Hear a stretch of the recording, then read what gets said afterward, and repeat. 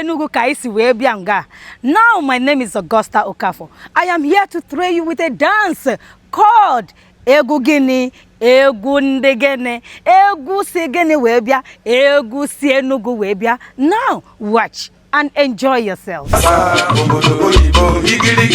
Onye bụ nwa akụgorigi igirigi ọbasa obodo oyibo igirigi kedu onye bụ nwa akụ ọbasa igirigi ọbasa obodo oyibo igirigi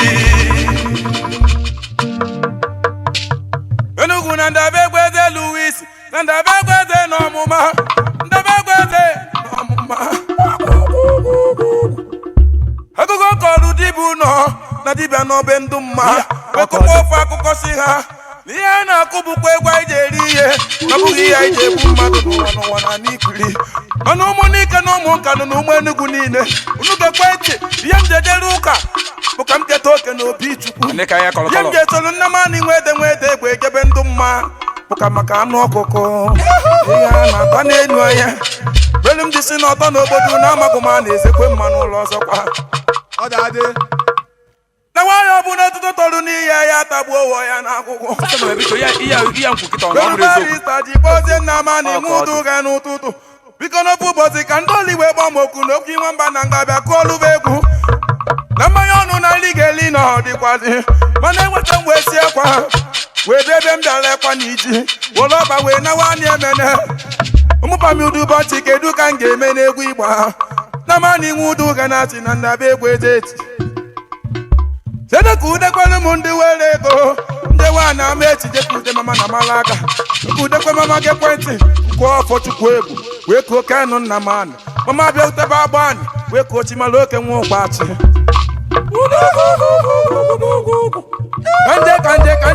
kanje zute ụmụ n'ike ndị zute akịrịkata ọkụ na ndaba egweze Louis na ndaba egweze ọlalije eje nga ọlalije n'ọkwa okwu iwa mba watụ wee chee osisi amabala ọka na-ekwu okwu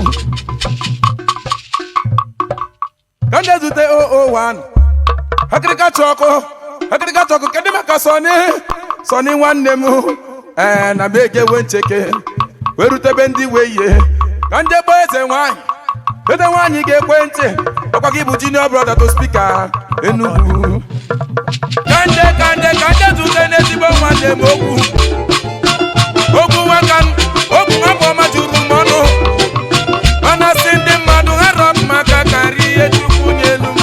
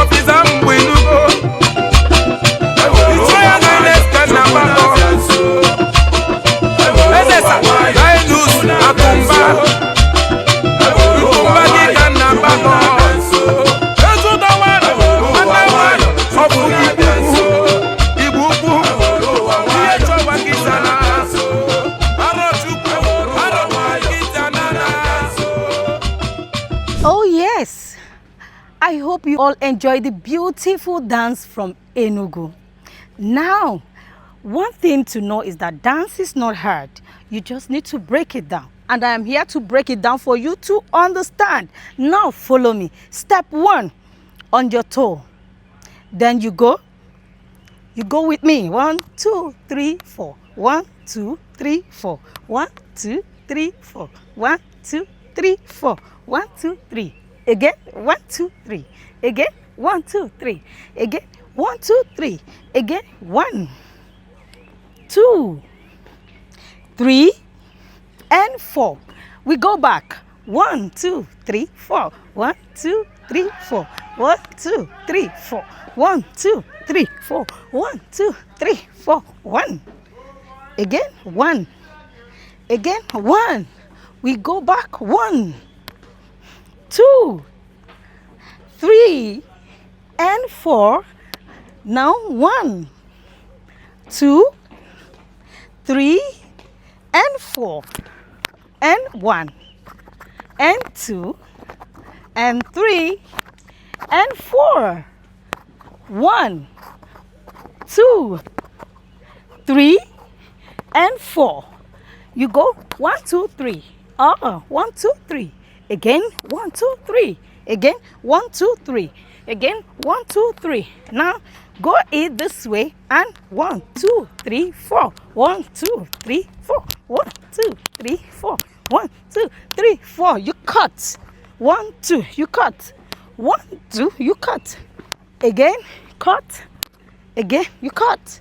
Now you go 1, 2, 3, 4. 1, 2, 3, 4. 1, 2, 3, 4.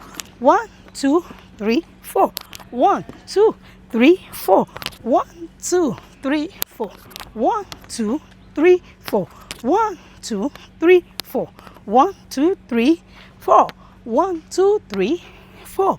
1, 2, 3, 4. 1, 2, 3, and 4. You go. Now you go 1, 2, 3, 4. 1, 2, 3, 4. 1, 2, 4. 1, 2, 3, 4. 1, 2, 3, 4. 1, 2, 3, 4. 1, 2, 3, 4. 1, 2, 3, 4. 1, 2, 3. You go. 1, 2, 3. You go. 2, 3. Go. Are you enjoying it? 4. 1, 2, 3, 4. Good. 4. 1, 2, 3. 1, 2, 3. 1. 1, 2, 3. 1. 1, 2, 3. 1. 1, 2, 3. 1. 1, 2, 3. 1. 1, 2, 3, 5. 1, 2, 3, 4. 1, 2, 3, 4. Now from 1, you go 1, 2, 3, 4. 1, 2, 3, 4. 1, 2, 3, 4. 1. Again. 1. Again. 1. Now again. 1, 2, 3, 4. 1, 2, 3, 4. 1, 2, 3, 4. 1, 2, 3, 4. 1, 2, 3, 4. 1, 2, 3, 4. 1, 2, 3, 4. You turn. 1. Again. 2. Again. 3. At the 4, you turn. 1, 2, 3, and 4. And 1, and 2, and 3. You turn. 4. Again we go. 1, 2, 3, and 4. Good. 1, 2, 3. You turn. Good. 4. 1, 2, 3, and 4. Good. 1, 2, 3, and 4. And 1, and 2, and 3. Now you stop. You go 1, 2, 3, and 4. Now do not forget subscribe, like, and share. Now it's time to combine all the steps from 1 to the end. Stay with me. Onye bụ nwa akụgoligi igirigi ọkpasa obodo oyibo igirigi kedu onye bụ nwa akụ ọkpasa igirigi ọkpasa obodo oyibo igirigi na ndabegweze Louis na ndabegweze n'ọmụma ndabegweze n'ọmụma akụkọ kọrụ dibụ nọ na dibịa n'obe ndụ mma wekụkwa ofe akụkọ si ha na ihe a na-akụ bụkwa egwu anyị ji eri ihe na bụghị ihe anyị ji egbu mmadụ n'ụwa na n'ikiri mana ụmụnike na ụmụ nka nọ na ụmụ Enugu niile unu ga-ekwe ntị ihe m ji ejere ụka bụ ka m keta oke na obi Chukwu ihe m ji etolu nne m anị nwede egbe ejebe ndụ mma bụka maka anụ ọkụkọ ihe a na-ata n'elu anya belu m dị si n'ọtọ n'obodo na amagụ m a na-ezekwe mma n'ụlọ ọzọkwa na nwaanyị ọbụla ọtụtụ tọrụ n'ihe ya tagbuo ụwa ya n'akwụkwọ barista ji kpozie nna m anị nwe ụdụ ga n'ụtụtụ biko n'ofu ụbọchị ka ndị oliwe gbamoku na okwu inwe mba na ngabịa kụọ ọlụba egwu na mmanya ọnụ na nri ga-eli na ọ dịkwazi mana enweta m wee si ekwa wee bịa ebe m bịara ekwa na iji were ọba wee na nwaanyị emene ụmụpami ụdị ụbọchị kedu ka m ga-eme n'egwu ịgba na mani nwe ụdụ ga na-achị na ndaba egwu ejeti sede ka udekwelu m ndị were ego ndị nwaanyị ama echije ka ude mama na mara aka nke udekwe mama gị ekwentị kwụọ ọfọ Chukwu egwu wee kuo kenụ nna m anị mama bịa utebe agba anyị wee kuo chimara oke nwa ụgbachi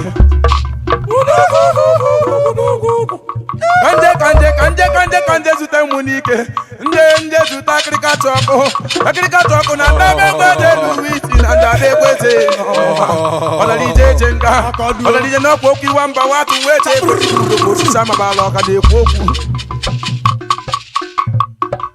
kanje zute 001 akịrịkata ọkụ kedụ maka Sọni nwanne m na m egewe ncheke wee rutebe ndị wee ihe ka nje gbaa eze nwaanyị ga-ekwe ntị ọkwa gị bụ junior brother to speaker Enugu kanje zute n'ezigbo nwanne m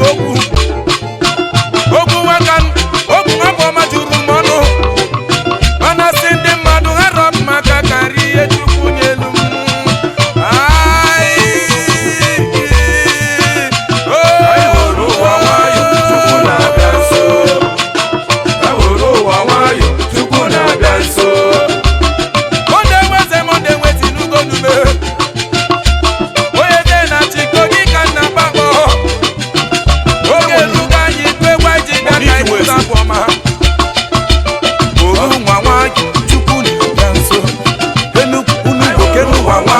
Chukwu na-abịa nso ka anyị hụrụ ụwa nwayọ Chukwu na-abịa